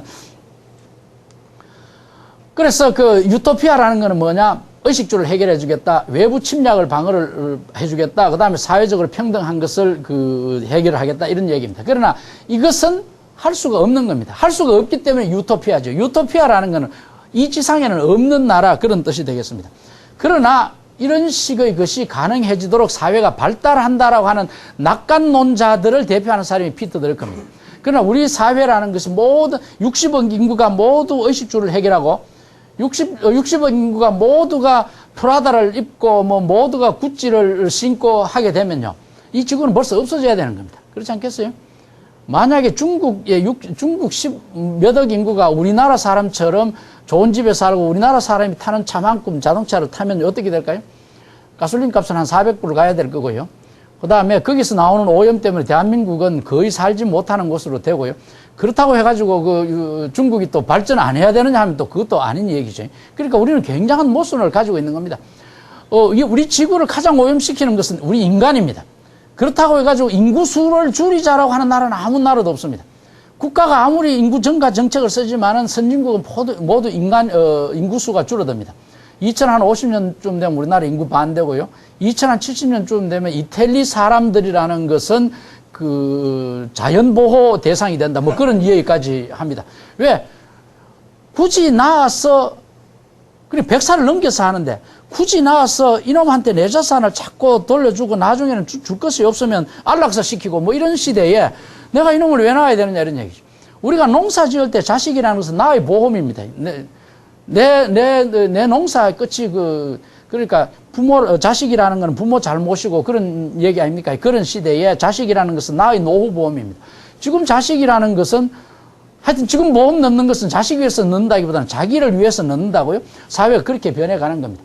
이것은 이제 비관적으로 보면 그렇게 가는데, 이제 피터 드러커의 경우에는 이 기술론자이기 때문에 그런 문제 역시 인간의 지능과 기술의 발전으로 해결이 될 수 있다. 이제 그렇게 보는 겁니다. 지금까지 그 얘기고요. 이제 드러커 책을 읽으면요, 제가 하나 추천을 한다면 피터 드러커 책 중에 근데 피터 드러커 책을 완독하기는 참 좀 쉽지가 않습니다. 생각을 해가며 읽어야 되기 때문에. 또 번역하는 저는 뭐 사실은 공부 많이 됐고 했습니다만, 경영의 실제라는 책이 있습니다. 그 경영의 실제라는 타이틀만 보면 그렇게 드라이한 책인데 안에 이런 내용이 있습니다. 조나단 스위프트, 갈리브 여행기를 쓴 조나단 스위프트를 딱 끄집어내가지고 이런 말 합니다. 그전까지는 단엽식물만, 그러니까 알곡이 뭐 한두 개밖에 안 나던 곳에 복엽식물을 자라게 하는 자는 그가 누구이든 간에 어떤 명상적 철학자나 형이상학적 체계의 창시자보다도 인류의 진보에 더 큰 공을 한 사람을 대접받아야 한다. 저는 박정희 찬양론자가 절대 아닙니다. 그렇다고 해서 비하론자도 아닌데, 박정희 대통령이 한 것이 바로 이겁니다. 박정희 대통령이 잘한 것 중에 하나가 통일벼죠. 그러니까 전통적인 알곡보다 통일벼가 나오면서 알곡이 두 배로 늘어났다고요. 그렇게 하면서 어떤 현상이 일어나느냐? 농부의 수는 반으로 줄어들었다 이 말입니다. 그렇지 않겠어요? 그 반으로 줄어든 농부는 어디로 갔을까요? 산업 현장으로 왔다고요. 만약에 농부, 통일벼를 안 씹고 농부가, 그 당시에 농부가 한 70%좀 됐을 겁니다. 70%가 농사를 지어서 3천만이 먹고 사는 시대에 산업화를 했으면 그 산업 현장에 들어갈 인구를, 노동력을 어디에서 차출해야 될까요? 그 농촌에서 데리고 오려면 엄청나게 갈등이 일어나는 겁니다. 그렇지 않겠어요?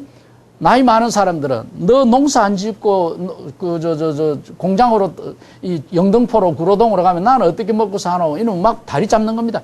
실제로 제가 영준약품 이사를 좀 일찍 했는데 30대 초반에 30살에 했고 30대 초반까지 했는데 제가 그때 이제 외국에 약 원료를 사러 한 보름 나갑니다. 그럼 우리 어머니가 막 엉엉 웁니다. 그때 우리 어머니가 나이가 좀 많았습니다. 한 거의 80줄 됐는데 우리 어머니가 저를 아주 늦게 나왔습니다. 니 죽고, 니 외국 출장 가면 내 장사는 누가 지느냐? 내 죽고 나서 너 출장 가면 안 되겠냐? 뭐, 엉엉 울었어요. 제가 최초로 해외 여행 간 것이 30대 좀 되었습니다. 우리 친구들은 다 해외 유학 가는 그 무렵에. 그러니까, 만약에 통일벼를 안 심었고 옛날 그 농사를 했으면 농업 노동력을 줄일 수 없었기 때문에 우리나라는 산업화를 할 수가 없었던 겁니다. 그래서 우리나라는 산업화에 갈등도 있었지만 굉장히 스무스하게 그 산업화로 넘어왔던 겁니다. 이런 얘기들을 피터 드러크 책에 나오는 겁니다. 꼭 한번 추천한다면 경영의 실제가 아주 좋은 책입니다. 뭐 책은 또 좀 별로 두껍지는 않고요. 근데 이제 드러크 책 제가 번역한 게 한 20권 되는데 왜 경영의 실제를 추천하느냐 하면 다른 책은 다 원고를 팔아먹었는데 이거는 인쇄를 받습니다. 조금 팔리는 데 따라서 조금씩 그 원고를 받기 때문에.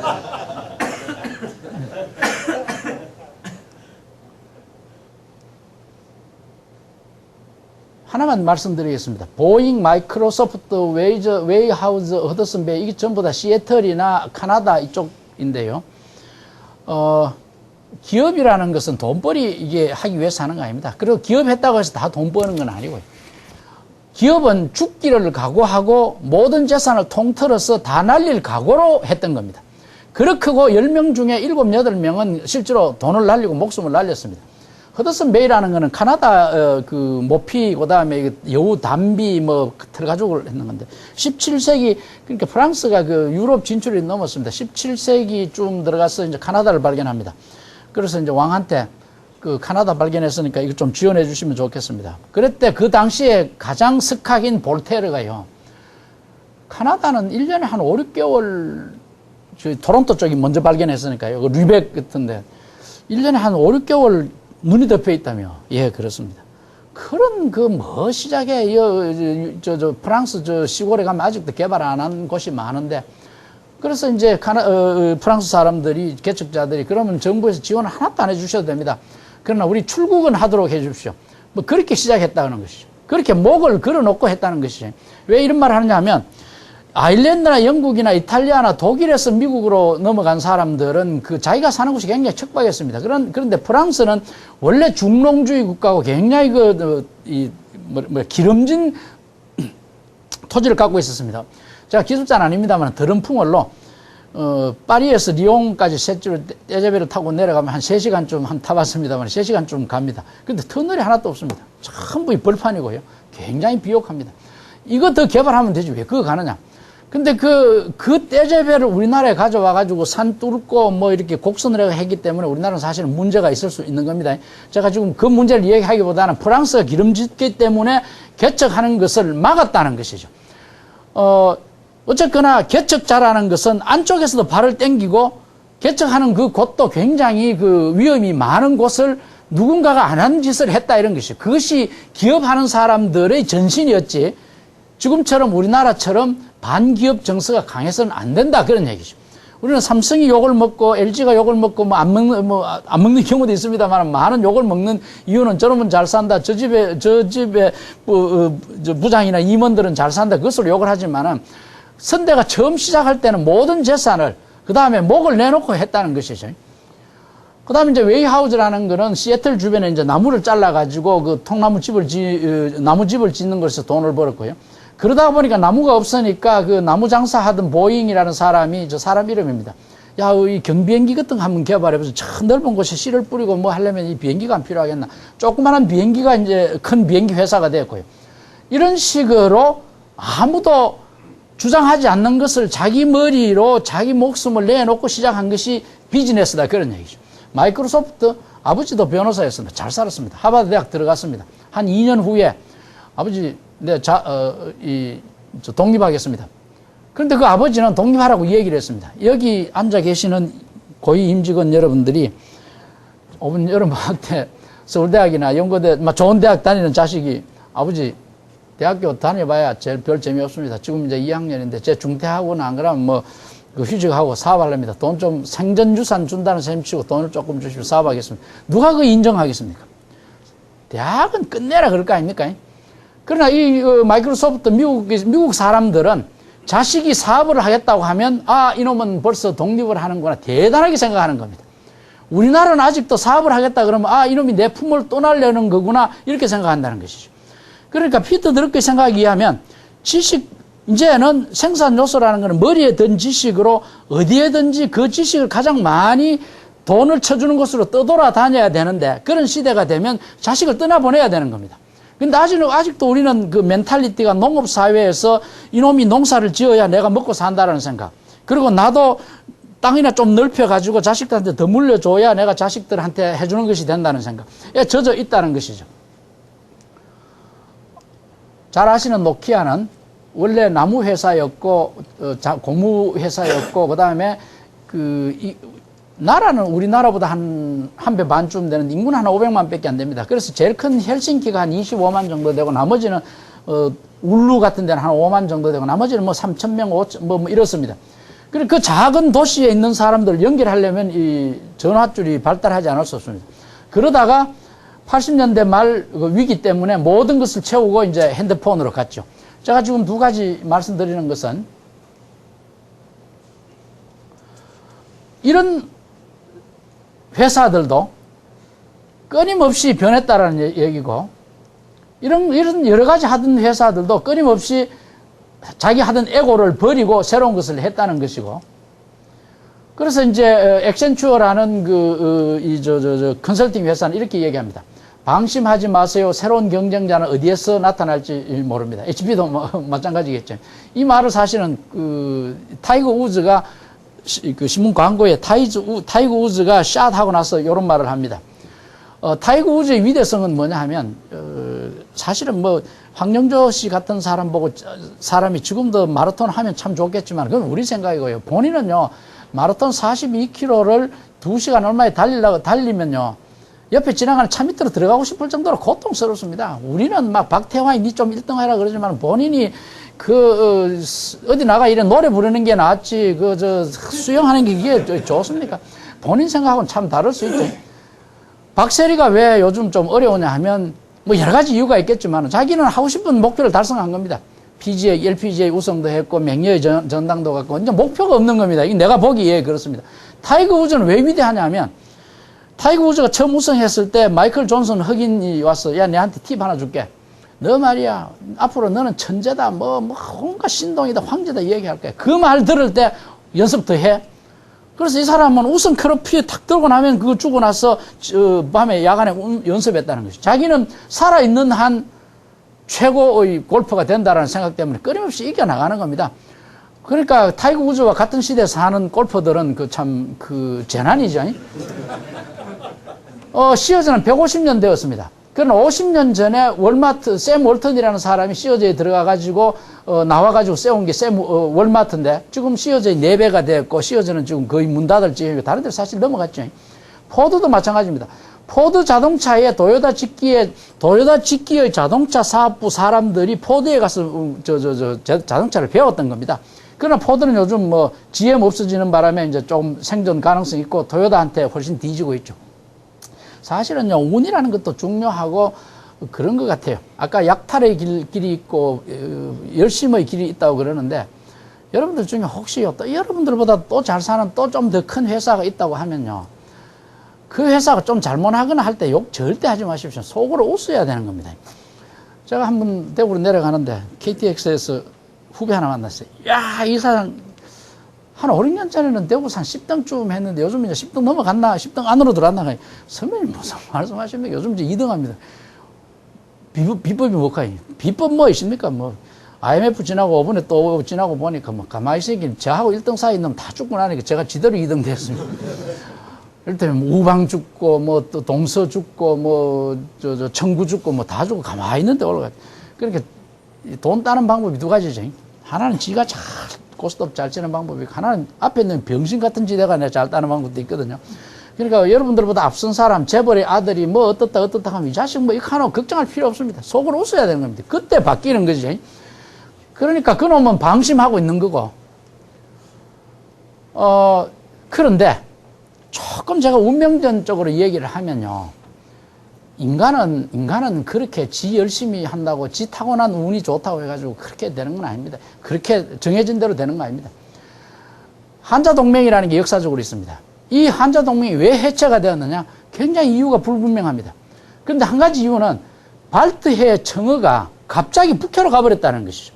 그러니까 발트해 청어를 가지고 이 라인강을 따라가지고 그 한자동맹 그 맺은 사람들끼리 그 도둑놈도 막아주고 그 값도 정확하게 계산해주고 뭐 이런 그 형태가 이루어졌는데 청어가 없어져 버리잖아요. 갑자기 이유도 없이 없어져 버리는 거죠. 지금 우리나라에 열대성 그 고기들이 지금 많이 올라온다는 거 아닙니까? 조금 더 설명을 하면 이 유럽에는 그 사순절 때는 사순절 때는 고기를 못 먹지 않습니까? 고기 못 먹는 날을 앞두고 마지막으로 고기를 질펀하게 먹는 때가 카니발 아닙니까? 잘 생각 안 나십니까? 리오의 그 카니발, 가릴 때만 탁 가리고 막 떠들고 하는 거, 날 먹어주십시오. 뭐 이런 거하고 비슷한 거거든요. 그런 것을 마지막으로 고기 즐기는 것을 그 시절에 고기 즐기고 나서 사순절 시절에 먹는 게 뭐냐? 청어였어요. 그래, 청어라는 게 그 유럽에서는 굉장히 중요한 물산인데 그게 갑자기 없어지면서 한자동맹이 갑자기 없어져 버리는 겁니다. 그 다음에 뉴잉글랜드의 섬유 공장이 갑자기 쇠락하게 됩니다. 1880년대 후반에. 왜 그러냐? 캘리포니아에 골드러시가 있으니까 섬유 공장에 일하던 사람들을 그 탄광에다가 다 데려가는 겁니다. 너가 공장에서 일하는 거 얼마 받는 일당 10불이다. 우리는 20불 줄게 없나? 그때 이제 서부 개척이라는 게 일어나는 것이죠. 그러니까 뉴잉글랜드 섬유 공장 사람들이 부지런하지 않았다 또는 뭐 잘못했다 그런 것도 있었지만은 그보다도 더 나은 월급이 주는 곳이 있었다 이 말입니다. 지금 우리나라도 그런 현상이죠. 그 다음에 우리나라도 말하자면 지금 놀고 있는 사람은 굉장히 많지만은 그 왜 일 안 하느냐? 그 돈 받고는 집에서 차라리 놀아라고 하는 부모들이 굉장히 많습니다. 이 칸가루족이죠. 논리적으로 설명하면 이렇습니다. 요즘 우리나라 사람 그 저축률이 한 5%까지 떨어졌다는데 보통 우리가 한 25% 내지 30%였습니다. 그러니까 아버지 저축률이 가장의 저축률이 30%라고 잡으면 3년 모으면 100% 아닙니까? 그러니까 3년 모으면 1년 먹고 살 것이 있기 때문에 지금까지 누적해서 모아놓은 걸 가지고 자기 자식 먹여 살리는 아무 문제가 없는 겁니다. 네 이번에 취직 뭐 좋은 학교 졸업했는데 취직하니 너 월급 얼마 주더라 얼마 줍니다. 그거 받느니 차라리 집에 있다 그러면 더 좋은 데로 가라 이런 얘기입니다. 우리 때 같으면 내 월급이 내가 실직하고 내 월급이 반이 나오는 것이라도 내가 들어갔을 거예요. 그 틈에 이제 외국인들한테 월급 그 일자리를 주는 것이죠. 그런데 그런 우리나라의 지식 근로자가 외국에 가서 자기 지식을 팔만한 때는 아직 안 됐다고요.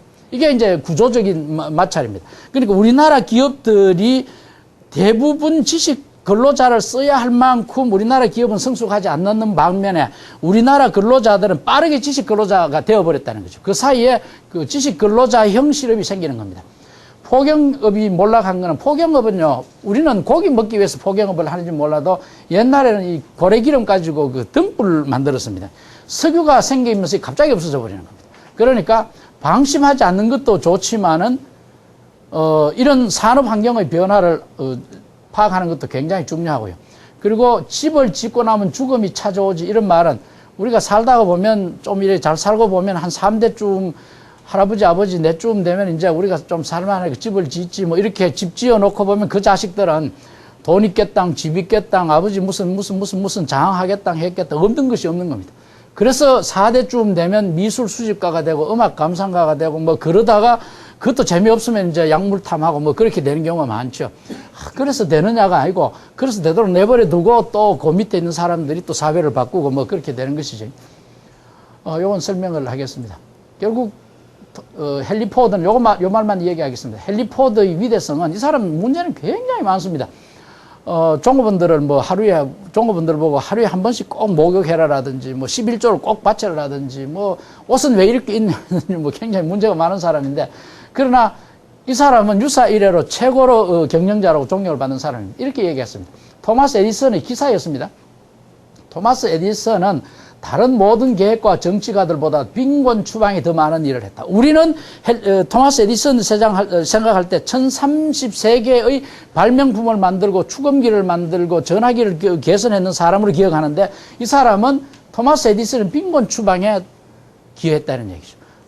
결론적으로 돌아가서 기업이라는 것은 우리 인간이 잘 사는, 물질적으로 지상에서 잘 살도록 그렇게 해서 행복하게 하도록 하는 역할을 맡고 있는 것이지, 반기업 정서라는 것으로 매도당해야 할 그런 집단은 아니다라는 것을 지금 우리나라에서 이렇게 끊어서 제일 위에 있는 여러분들이 그런 생각들을 우리나라 사회에 많이 보급을 해야 됩니다. 그리해야만 여러분들도 살고 우리나라 사람들의 생각도 굉장히 건전해진다는 것이죠.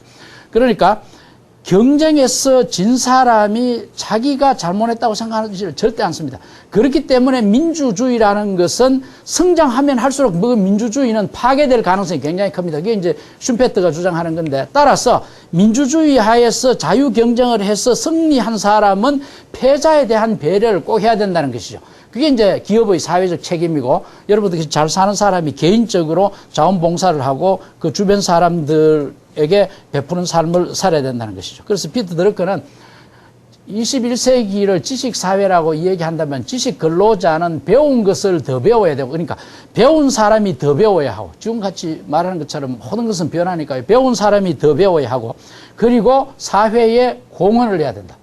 지식 근로자가 될 때까지, 지식 근로자라고 하는 것은 그 사람이 크는 과정 또는 일하는 과정에서 많은 사람에게 도움을 받았다. 이를테면 나는 아버님한테, 부모님한테 받았고, 스승님한테도 받았고, 기업체에서도 도움을 많이 받은 겁니다. 중급보다 훨씬 많은 도움을 받았습니다. 그런데 내가 60부터 지금 뭐 평균적으로 산다면 80, 90은 살 텐데, 알 수 없는 일이지만 8, 90, 30년을 더 사는 나머지 인생도 또 받아가면서 살아야 되느냐, 이 말입니다. 지식 근로자는 사회에 공헌할 권리를 스스로 찾아야 된다. 그렇게 얘기를 하는 겁니다. 조금 뒷부분에 올수록 조금 이렇게 개념이 조금 느슨해졌는데, 여러분들이 지식으로 좀 커버해 주시기 바랍니다. 이런 세미나 끝나고 나면요, 대체로 하는 말이 질문 있습니까? 그렇게 얘기하는데, 제가 학교에 있다가 보니까 학생 수준이 높을수록 질문을 안 합니다. 질문 있습니까? 질문 있으면 질문 조금 받고 끝내겠습니다. 오늘 아주 높은 수준의 학교에 와서 공부를 하는 걸로 생각하겠습니다. 고맙습니다.